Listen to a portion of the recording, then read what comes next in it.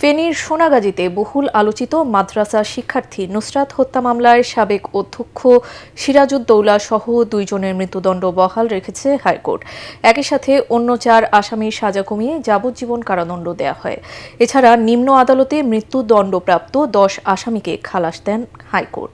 আসামিদের death reference ও appeal শুনানি শেষে বিচারপতি বিশ্বদেব চক্রবর্তী ও বিচারপতি KM রাশিদুজ্জামান রাজার দ্বৈত বেঞ্চ এ রায় দেয়।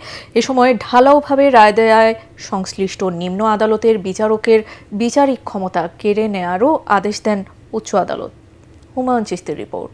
সঠিক প্যাড আর সঠিক তথ্য দিয়ে এসব সামলে নিব এক হয়ে। Monalisa sanitary napkin. নারী ও শিশু নির্যাতন দমন আইন সংক্রান্ত মামলাগুলো হাইকোর্টে অগ্রাধিকার ভিত্তিতে শুনানির জন্য গত 10 জুন বিশেষ বেঞ্চ গঠন করে দেন প্রধান বিচারপতি।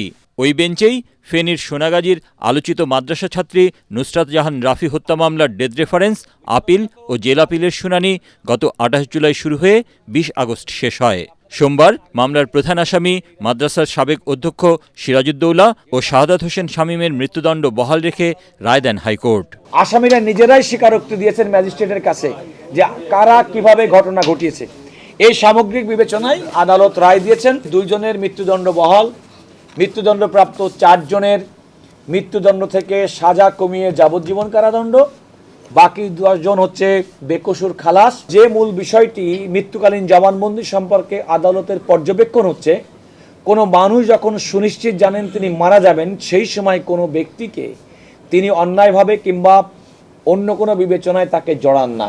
সুতরাং এই যে মৃত্যুকালীন জবানবন্দির রেকর্ডটাকে আদালত অলঙ্ঘনীয় এভিডেন্স হিসেবে গ্রহণ করেছেন এবং তার জবানবন্দিটাকে এই রায়ে দেওয়ার ক্ষেত্রে বিবেচনা করেছেন। রায়ের পর্যবেক্ষণে বিচারিক আদালতের রায়ে অসন্তোষ প্রকাশ করেন হাইকোর্ট। আদালত তার পর্যবেক্ষণে বলেছেন এই ধরনের সেন্টেন্সটাকে বলেছেন মাইন্ডলেস সেন্টেন্স, অর্থাৎ আদালত যিনি বিচার করবেন তিনি যে ধরনের বিচারিক মন অ্যাপ্লাই করতে হয় এই মামলার দণ্ড দেওয়ার ক্ষেত্রে, সেক্ষেত্রে তিনি সেটি করতে ব্যর্থ হয়েছেন বলে আদালত পর্যবেক্ষণে বলেছেন।